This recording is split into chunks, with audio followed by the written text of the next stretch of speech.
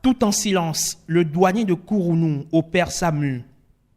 À 39 ans, le stade mythique du Bénin s'offre une cure de jouvence depuis bientôt 2 ans. Quand il ouvre ses portes le temps d'une visite de chantier, le changement est radical.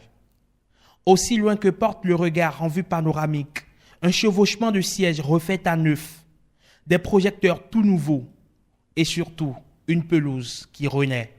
Si le sélectionneur national s'enthousiasme, il en est de même pour le ministre des Sports.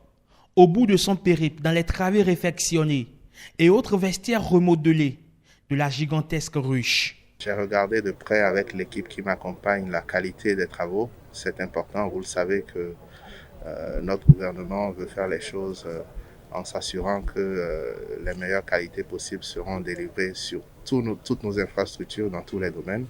Et donc nous avons regardé de près la qualité des travaux, regardé de près la conformité entre ce qui est prescrit dans le dossier d'exécution et ce qui est fait sur le terrain. Et dans l'ensemble, on peut dire que ça évolue plutôt très bien.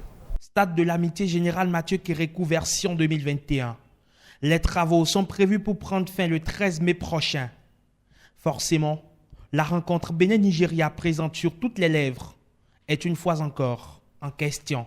Nous souhaiterions jouer la 5e journée des éliminatoires Coupe d'Afrique ici.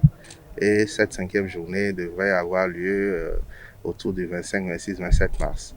Et donc c'est pour ça que nous avions depuis longtemps posé une requête pour que nous puissions jouer ce match important ici, en sachant que le délai initial était porté à février. Comme vous le voyez par rapport à mars, nous sommes à 4-5 semaines de plus et ça paraît raisonnable même si on aurait aimé que ce stade soit prêt pour cette 5e journée.